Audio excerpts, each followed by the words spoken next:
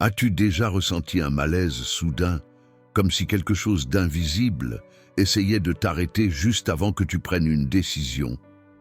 Et si je te disais que ces moments ne sont pas des coïncidences, mais des avertissements venus d'en haut, des signes divins que Dieu place sur ton chemin pour te protéger de ce que tes yeux ne peuvent pas encore voir, mais que ton âme ressent déjà? Et si, en ce moment même, cette vidéo était l'un de ces signes et que l'ignorer pouvait te coûter plus que tu ne peux te permettre de perdre, il y a une guerre silencieuse qui se joue, non pas autour de toi, mais en toi.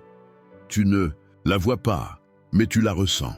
Chaque fois que tu t'apprêtes à faire un choix qui semble juste mais qui ne sonne pas juste, chaque fois que tu as fait confiance à quelqu'un qui t'a ensuite trahi, chaque fois que la paix disparaît, juste avant que tu dises oui à quelque chose qui ne t'était jamais destiné, ce ne sont pas des hasards, ce sont des interruptions divines. Parfois, les plus grands dangers de la vie ne sont pas les tempêtes ni les catastrophes, mais des portes ouvertes qui ressemblent à des bénédictions, mais cachent la destruction. La vérité, c'est que Dieu ne nous bénit pas seulement par l'abondance. Il nous protège par le silence, par les portes fermées, par les retards et même par l'inconfort. Mais trop souvent, nous confondons sa protection avec une punition, parce que nos cœurs désirent ce que nos esprits n'étaient jamais censés porter. Il y a quelque chose pour laquelle tu pries, n'est-ce pas? Une décision qui pèse lourd sur ton cœur, peut-être une relation, une opportunité, un chemin qui semble bon, mais tu ressens de la résistance, de l'incertitude, de la peur. Et au fond de toi, tu t'es déjà demandé, « Seigneur, est-ce toi qui essaies de me dire quelque chose ?»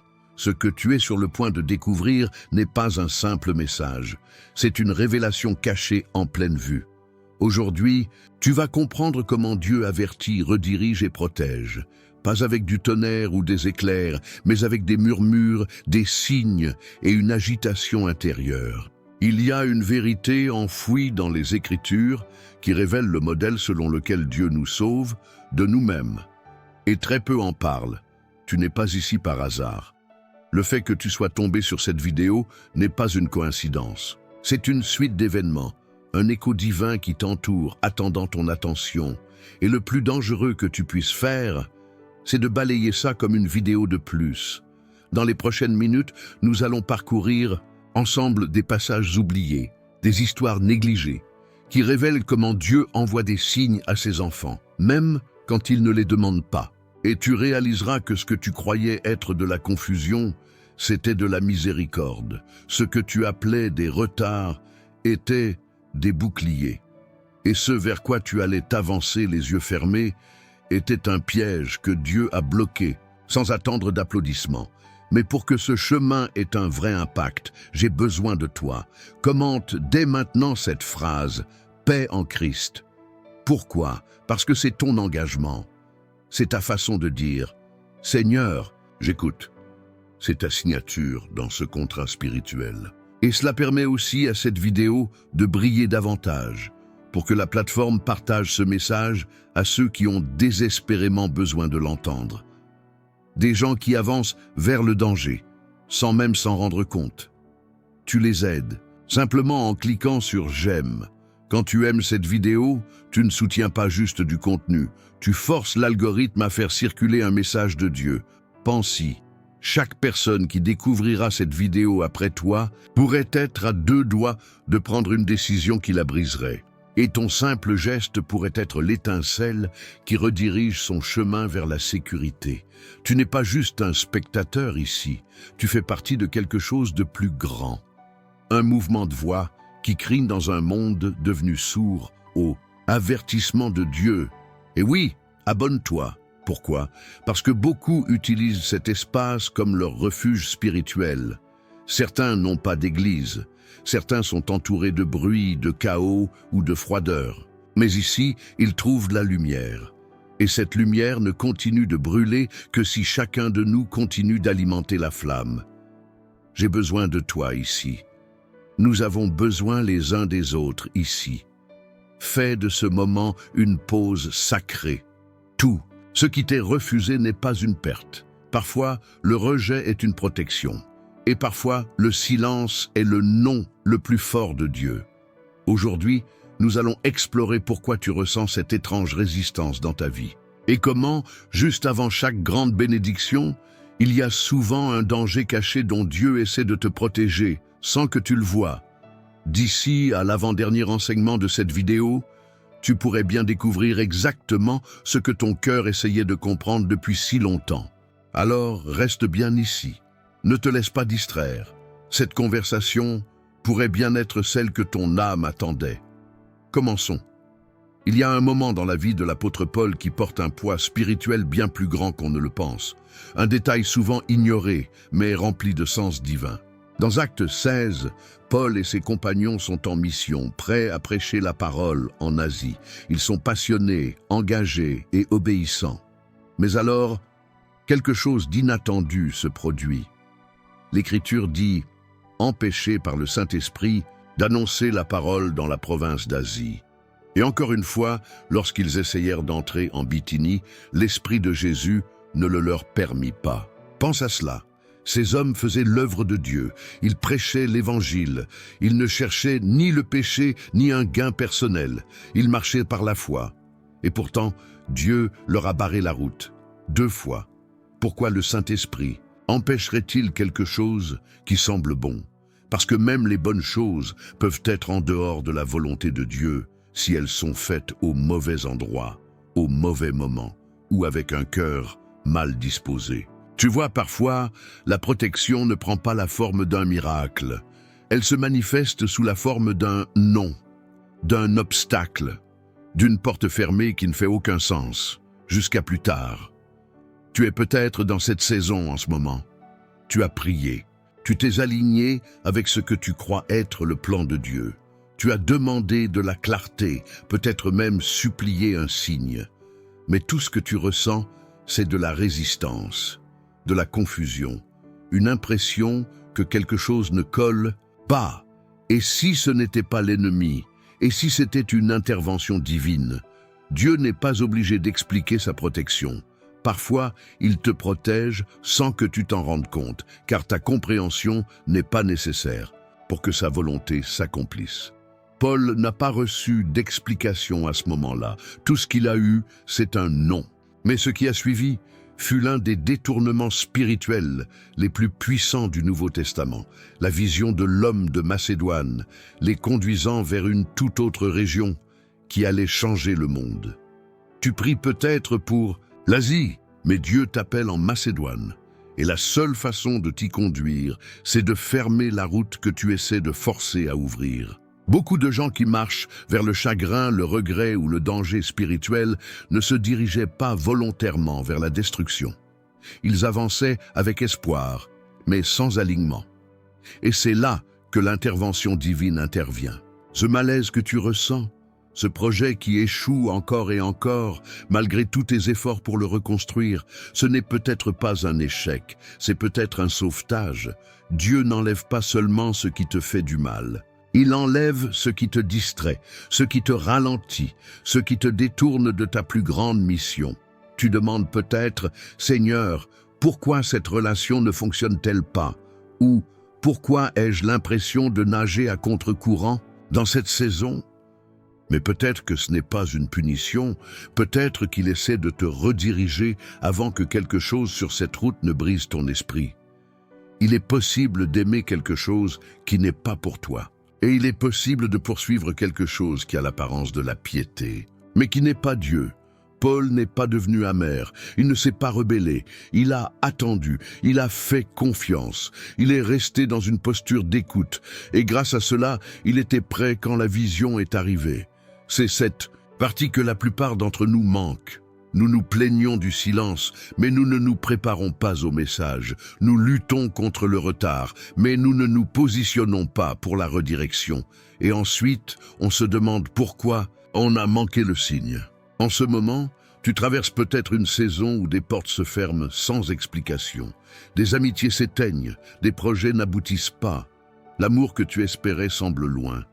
Mais, et si, tout comme Paul, tu étais empêché, non pas parce que tu es faible ou indigne, mais parce que le ciel voit ce qui est devant, et toi non.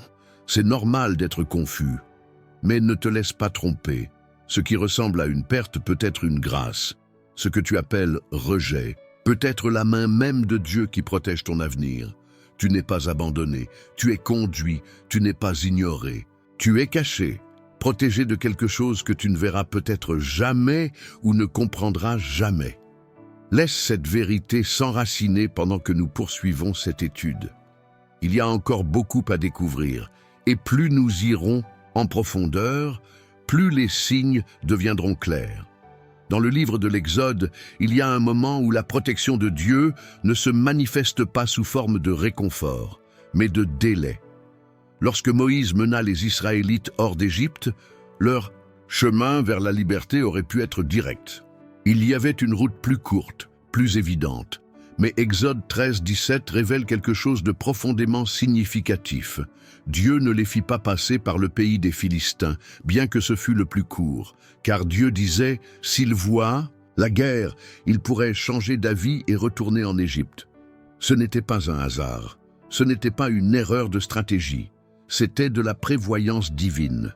Dieu savait que s'ils affrontaient certaines batailles, trop tôt, cela les briserait. Il connaissait leurs blessures, leurs peurs et le traumatisme de l'esclavage encore ancré dans leur cœur.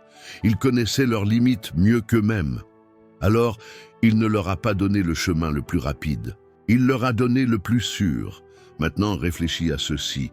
Et si ce que tu appelles retard est en réalité une protection contre un combat pour lequel tu n'es pas encore prêt? Tu pries depuis longtemps, tu demandes Dieu. Pourquoi cela prend-il autant de temps? Mais si Dieu te donnait ce que tu désires maintenant, serais-tu vraiment prêt à le garder? Ton cœur serait-il assez mûr? Ton esprit suffisamment guéri? Ta foi assez solide? Bien souvent, nous désirons la terre promise, mais nous ne voulons pas du processus qui nous rendra assez forts pour l'habiter. Les Israélites avaient été libérés, mais leur cœur pensait encore comme des esclaves. Et Dieu ne cherchait pas seulement à les conduire à une destination. Il les préparait à y entrer. Et peut-être qu'il fait exactement la même chose avec toi. Il connaît les batailles que tu n'es pas encore prêt à affronter. Il sait ce qui t'écraserait si tu le voyais trop tôt. Il sait qu'un mauvais combat au mauvais moment pourrait te faire retourner vers ce dont il t'a déjà délivré. C'est pour ça qu'il détourne. Parce que la protection ne consiste pas toujours à te préserver de la douleur. Parfois, elle sert à préserver ton appel. Et maintenant, on entre dans le personnel. Certaines personnes qui regardent ceci en ce moment sont frustrées envers Dieu, mais en silence. Tu ne le dis pas à voix haute, mais au fond de toi, tu te demandes s'il t'a oublié. Tu te demandes si tes prières comptent vraiment. Si les autres sont choisis et toi, pas vraiment. Mais si Dieu avait entendu chaque cri et que ce qui ressemble à du silence était en réalité une stratégie, tu vois, si les Israélites avaient pris le chemin le plus court, ils auraient affronté les Philistins trop tôt et cette bataille les aurait fait retourner à l'esclavage. Ce n'est pas juste une théorie, c'est exactement ce que Dieu a dit. Il pourrait changer d'avis et retourner en Égypte. Il savait que même la liberté peut faire peur quand on ne se sent pas assez fort pour la gérer. Alors, à la place, il les a conduits à travers le désert, un chemin plus lent, plus difficile, mais aussi plus sûr. Il marchait avec eux, pourvoyait à leurs besoins, les guidait par une nuée le jour et un feu la nuit, des signes visibles de sa présence, même dans l'incertitude. Et c'est ce qu'il fait avec toi. Il ne te pousse pas seulement vers l'avant. Il marche avec toi sur un chemin conçu pour ta croissance, pas pour ta destruction. Il te guide d'une manière qui va forger ta foi, élargir ton cœur et effacer chaque mensonge qu'Égypte a tenté d'inscrire sur ton âme. Mais tu dois faire confiance au détour. Tu dois croire que le chemin le plus long a un but. Parce que voici la vérité. Les raccourcis peuvent saboter les destinées. Et quand Dieu retarde quelque chose, ce n'est jamais pour te priver, c'est pour te préparer. Ne confonds pas silence et absence. Ne vois pas un délai comme un rejet, N'imagine pas que juste parce que tu n'es pas encore là où tu veux être, cela signifie que Dieu ne te protège pas. Parfois, le détour est le miracle. En ce moment même, il est peut-être en train de te cacher d'un combat qui aurait brisé ton esprit, ou d'une relation qui aurait écrasé ta paix, ou d'une saison qui paraît brillante de l'extérieur, mais qui t'aurait blessé d'une manière dont tu ne te serais jamais relevé.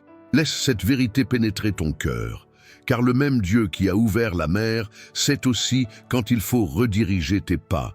Reste proche, reste à l'écoute.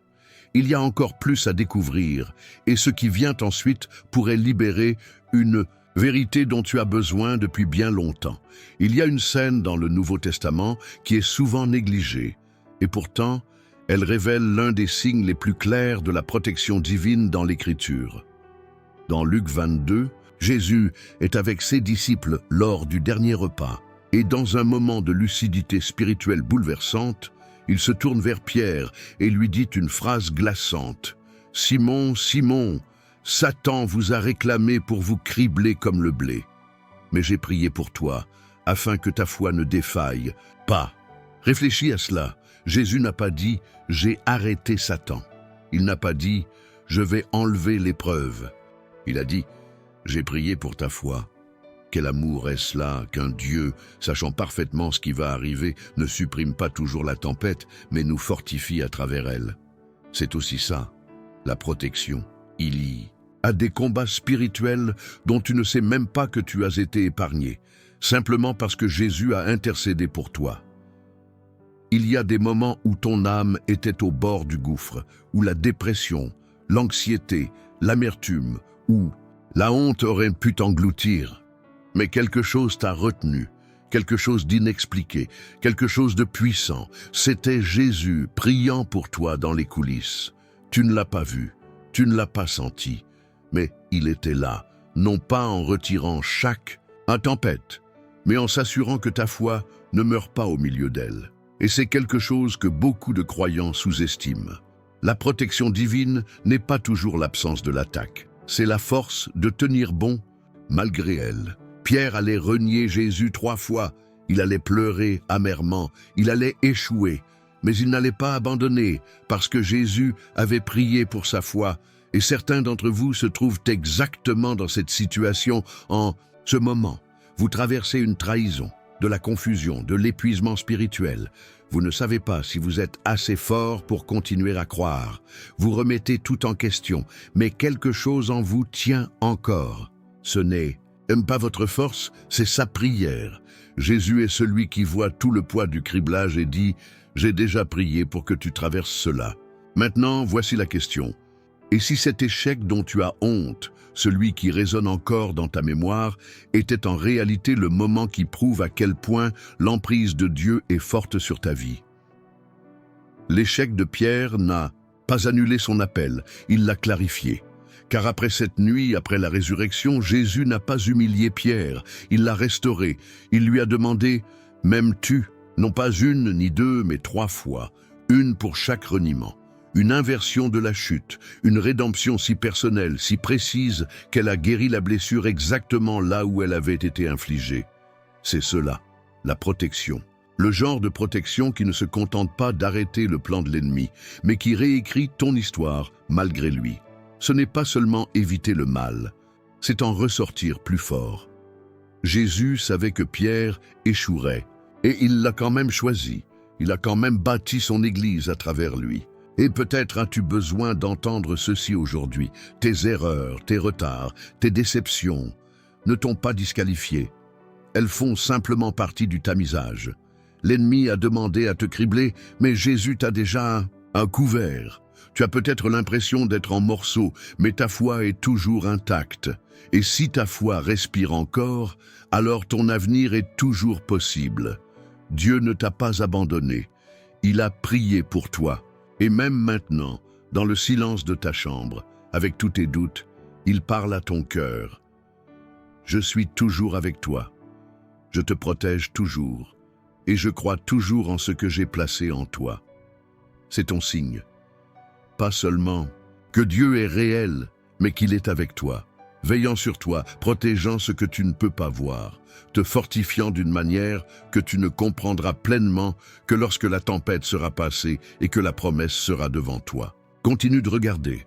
La prochaine partie pourrait révéler la raison même pour laquelle tu es encore là. Te souviens-tu de l'histoire d'Élisée et de son serviteur entouré par une armée ennemie dans 2 Rois 6? Cela semblait désespéré. Une armée entière était venue capturer un seul homme. Aux yeux du serviteur, c'était la fin. Mais Élisée, il n'a pas paniqué, il n'a même pas bronché. Il a simplement prié « Ouvre ses yeux, Seigneur, afin qu'il voie. » Et lorsque les yeux du serviteur furent ouverts, il vit ce qui avait été là tout le temps, les collines pleines de chevaux et de chars de feu tout autour d'Élysée. C'est cela, la protection. Pas toujours visible, pas toujours bruyante, mais réelle et féroce, constante. Tu peux te sentir entouré par la peur, la pression, des problèmes financiers, le chagrin, la perte. Mais si tes yeux spirituels s'ouvraient maintenant, et si tu pouvais voir le bouclier invisible qui t'a défendu tout ce temps, combien d'accidents ne se sont pas produits? Combien de conversations auxquelles tu n'as pas participé? De décisions que tu n'as pas prises? De portes qui ne se sont pas ouvertes? Non pas parce que tu n'as pas eu de chance, mais parce que Dieu te protégeait de quelque chose que tu ne pouvais même pas nommer. L'ennemi a essayé de te faire sentir que tu es seul. Il a murmuré que personne ne te voit, que tu es en infériorité numérique, que cette fois, tu n'y arriveras pas. Mais la parole dit le contraire. Ceux qui sont avec nous sont plus nombreux que ceux qui sont avec eux. Il y a des batailles qui se déroulent en ta faveur dont tu n'as même pas conscience. Des anges envoyés, des attaques détournées, des prières exaucées avant même que tu ne les aies prononcées. Dieu n'a pas besoin de te montrer tous les détails pour prouver qu'il est actif. Parfois, il te protège en cachant le danger. Parfois, il te protège en te cachant. Tout comme il l'a fait avec le bébé Moïse, caché dans un panier sur le Nil, flottant à travers le danger, pourtant intact, préservé, choisi. Ou comme Joseph, trahi et vendu en esclavage, pourtant porté par des mains divines en Égypte pour un jour sauver des nations. La protection de Dieu n'est pas toujours confortable. Elle ne ressemble pas toujours à la faveur au premier regard. Parfois, elle ressemble à l'exil, à l'abandon, au rejet. Mais si tu continues à regarder, si tu continues à marcher, tu commences à voir le schéma. Chaque retard, chaque détour, chaque porte qui s'est fermée devant toi, ce n'était pas juste une coïncidence, c'était une couverture. Et certains d'entre vous se sont blâmés pour l'endroit où vous n'êtes pas dans la vie. Il y a un moment dans le psaume 91 qui arrête le cœur. 1000 tomberont à ton côté et 10 000 à ta droite, mais toi, tu ne seras pas atteint. Que signifie réellement ce verset? Ce n'est pas juste de la poésie, c'est une image d'une isolation surnaturelle, le genre de protection qui dépasse l'entendement humain, celle qui défie les statistiques, les probabilités et toute logique rationnelle.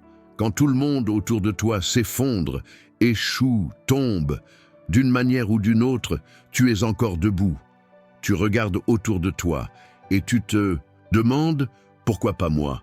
Pourquoi tu n'as pas chuté quand tout s'effondrait? Pourquoi as-tu traversé cette nuit, cette perte, cette tempête, alors que d'autres n'y ont pas survécu? Parce qu'il y avait une force qui te gardait, pas la chance, pas une coïncidence, une alliance. Tu marchais avec un bouclier que tu n'avais même pas demandé.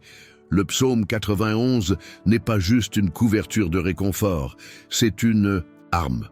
C'est une déclaration, c'est la voix d'un croyant qui a vu la terreur et qui a choisi de faire confiance quand même. Celui qui demeure sous l'abri du Très-Haut repose à l'ombre du Tout-Puissant. Remarque le mot « demeure ». Il ne dit pas « visite », il dit « demeure ». Ce type de protection ne vient pas d'une foi superficielle. Elle vient de la relation, de l'intimité, de la proximité avec Dieu, assez proche pour que son ombre te couvre. Et réfléchis. À quelle distance dois-tu être de quelqu'un pour que son ombre te touche? Tu ne peux pas être loin. Tu dois être proche, constamment. C'est ce genre de relation que Dieu t'invite à vivre. Pas une visite hebdomadaire, pas une prière rapide avant de dormir, mais une vie qui demeure en lui, une vie placée sous ses ailes, car lorsque tu es sous ses ailes, tu es couvert. Des attaques que tu vois, de celles que tu ne vois pas, des pièges, des mensonges, des flèches lancées dans l'obscurité. Dieu ne fait pas que briser l'arme, il brise la visée. Tu devais être la cible, mais d'une manière ou d'une autre, la flèche a manqué. Tu devais t'effondrer, mais tu as trouvé la paix. Tu devais être détruit, mais tu as découvert un but.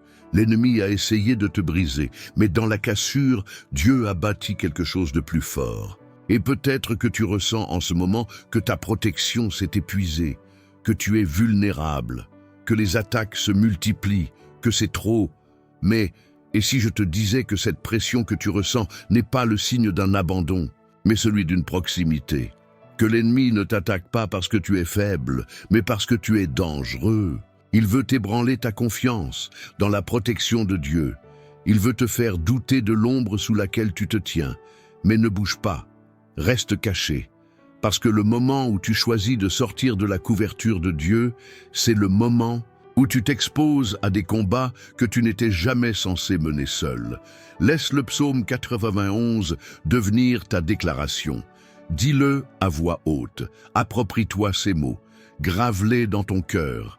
Parce que même quand la guerre fait rage, même quand 10 000 tombent autour de toi, cela ne t'atteindra pas.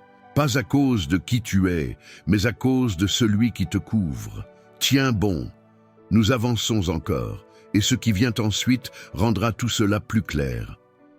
Il y a un moment discret dans les Écritures que beaucoup négligent. Un murmure caché. Dans Ésaïe 54, « Aucune arme forgée contre toi ne prospérera, et tu réfuteras toute langue qui s'élèvera contre toi en justice. » Relis cela. Il n'est pas dit que les armes ne seront pas forgées. Il est dit qu'elles ne réussiront pas. Cela signifie que l'attaque peut toujours arriver. La tempête peut toujours frapper. L'ennemi peut toujours lancer son plan. Mais voici la différence. Ça ne marchera pas. Parce que la protection ne signifie pas toujours l'évitation. Parfois, cela signifie la survie. Parfois, Dieu laisse la flèche voler, juste pour te montrer qu'elle ne peut pas transpercer ce qu'il a déjà scellé. Et c'est là que beaucoup de croyants vacillent. Ils pensent que la protection de Dieu signifie que rien ne pourra jamais les toucher. Mais ce n'est pas toujours ainsi que Dieu agit. Parfois, Dieu laisse le feu s'approcher, mais il ne te laisse pas brûler. Parfois, il laisse les lions rugir, mais il ferme leur gueule avant qu'ils ne puissent mordre. Parfois, il permet que les vagues frappent, mais il t'apprend à marcher dessus. Le vrai miracle, ce n'est pas seulement ce que tu évites, c'est ce que tu endures et dont tu ressors intact. C'est ainsi que tu sais que Dieu est présent. Quand ce qui aurait dû t'enterrer devient la scène sur laquelle Dieu révèle sa gloire à travers ta vie. Mais allons plus loin encore. Il y a une raison spirituelle pour laquelle l'arme ne prospère pas. Le verset continue. Tel est l'héritage des serviteurs de l'Éternel. Leur justification vient de moi, déclare le Seigneur. Héritage, cela signifie que c'est ton droit de naissance, ton héritage divin. Tu es protégé, pas parce que tu es fort, pas parce que tu es parfait, pas parce que tu contrôles tout, mais parce que tu appartiens. Tu appartiens à celui qui veille sur les siens, et parce que tu lui appartiens, la justice n'est pas quelque chose que tu dois mériter, c'est quelque chose que Dieu accorde. Tu n'as pas à répondre à chaque accusation. Tu n'as pas à te défendre contre chaque rumeur. Tu n'as pas à poursuivre chaque ennemi. Ton travail, c'est de rester obéissant, rester fidèle, rester aligné. Le travail de Dieu, c'est de faire taire les voix et d'annuler les plans formés contre toi. Et certains d'entre vous regardent ceci en ce moment parce que vous êtes en plein milieu de l'attaque. Vous ressentez la pression, les accusations, les fausses histoires, le stress qui vous empêche de dormir la nuit. Vous vous demandez, Dieu, est-ce que tu me défends encore? Et la réponse est oui, mais pas toujours comme tu t'y attends. Parfois, sa défense est cachée. Parfois, elle ressemble à un retard. Parfois, elle ressemble au silence. Mais c'est le genre de silence qui brise la stratégie de l'ennemi sans faire de bruit. Il y a des attaques qui ne t'ont même jamais atteint parce que Dieu les a interceptées dans le monde spirituel. Tu ne les connaîtras jamais, mais le ciel, oui. Il y a des pièges qui ont été désamorcés avant même que tu t'en approches. Il y a des gens qui ont été envoyés pour te blesser, mais qui ont fini par t'aider à grandir dans ta foi. Ce que l'ennemi avait prévu pour le mal, Dieu l'a retourné pour ton bien. Alors n'aie pas peur de l'arme. Ne panique pas quand tu sens la tension monter. L'ennemi n'a pas le dernier mot, Dieu l'a. Et c'est ce genre de vérité qui devrait t'apporter la paix ce soir. Le genre de vérité qui te fait dormir différemment, prier différemment, marcher différemment.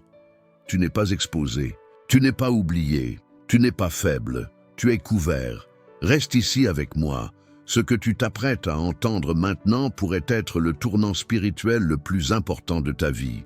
Il y a une histoire que la plupart des gens survolent. Un moment qui, si tu fais vraiment attention, révèle comment la protection divine fonctionne dans la vraie vie. C'est l'histoire de Paul dans Actes 27, lorsqu'il s'est retrouvé pris dans une tempête mortelle en mer. Pendant des jours, le navire fut violemment secoué. Les hommes à bord avaient perdu tout espoir. Pas de soleil, pas d'étoiles, aucune direction. Juste les ténèbres et la peur. Et au milieu de ce chaos, Paul se lève et dit quelque chose qui n'a aucun sens, sauf si tu connais le Dieu qu'il sert.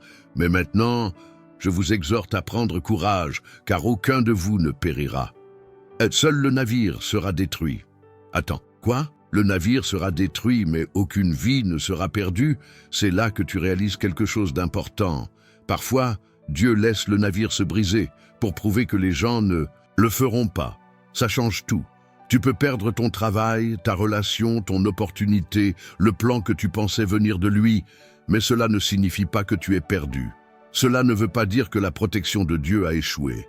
Parfois, le fait que le navire se brise est précisément ce qui te sauve d'être attaché à quelque chose qui n'était jamais censé t'emmener vers ta destinée. Dieu permettra à la structure de s'effondrer, mais préservera ton âme. Il laissera l'entreprise échouer pour forger ton caractère. Il te permettra de perdre ce que tu pensais indispensable, pour t'enseigner que ce dont tu as réellement besoin ne peut pas être enlevé.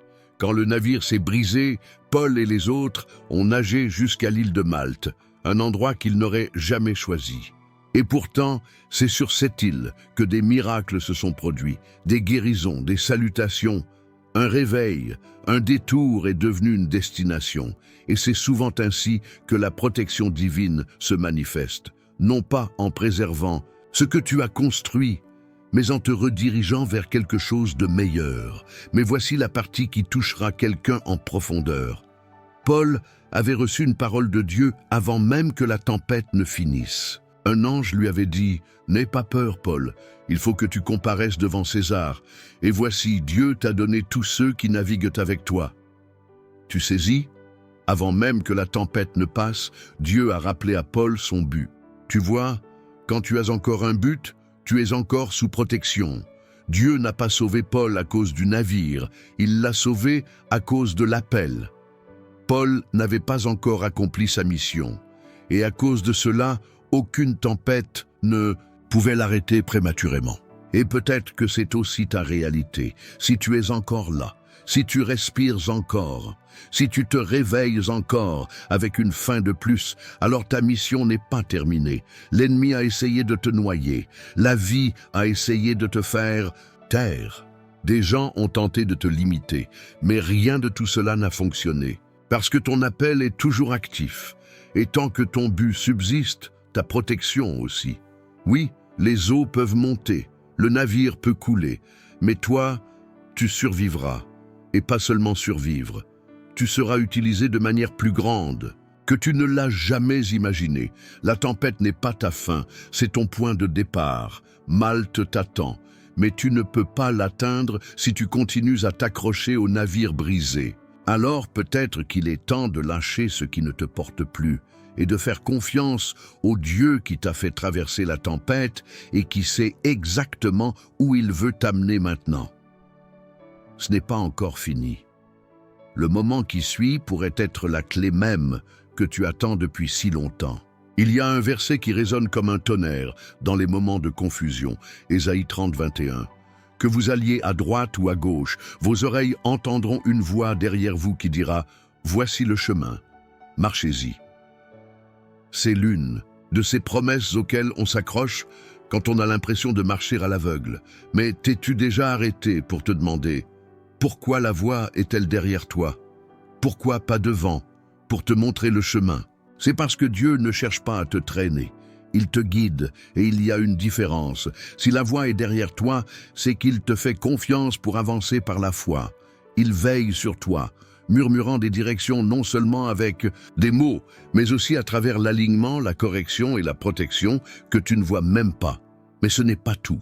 Cette voix derrière toi, c'est la voix de l'expérience, l'écho de la miséricorde passée, la guidance d'un Dieu qui a déjà été là où tu vas et qui marche encore avec toi. Maintenant, voilà quelque chose qui devrait te réveiller.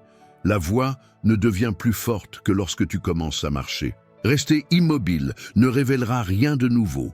Attendre des conditions parfaites étouffera les instructions. Dieu ne parle souvent plus tant que tu n'as pas obéi à ce qu'il a dit la dernière fois. Et peut-être que c'est pour ça que certains se sentent bloqués. Pas parce que Dieu est silencieux, mais parce qu'ils ont cessé d'écouter tout en continuant d'attendre. La foi bouge en premier. Et quand tu bouges, la protection suit. Quand les Israélites suivaient la nuée le jour et le feu la nuit, la présence de Dieu se déplaçait. Et ils devaient se déplacer avec elle. Rester là où la présence était, auparavant, n'était pas sûr. La bénédiction se trouvait dans l'obéissance. Il y a un danger dans les zones de confort. Elles paraissent sûres, mais elles ne sont pas sacrées. Tu ne peux pas t'accrocher à ce qui te semble stable, si Dieu n'y est plus. Et parfois, il secoue ton monde, non pas pour te punir, mais pour t'empêcher de camper dans un lieu où il n'a jamais voulu que tu restes. Parlons maintenant de la protection dans les détours. Tu as prié pour une porte ouverte, mais Dieu t'en a donné une fermée. Tu as demandé de la clarté et à la place, il a amené la confusion. Tu as cherché la paix, mais ce qui est venu ensuite ressemblait à la guerre. Et pourtant, et si tout cela était la réponse? Et si sa protection était justement la porte fermée, la perturbation, le délai? Et si ce qui t'a fait pleurer était en fait lui criant derrière toi, « N'y va pas, ce n'est pas ton chemin.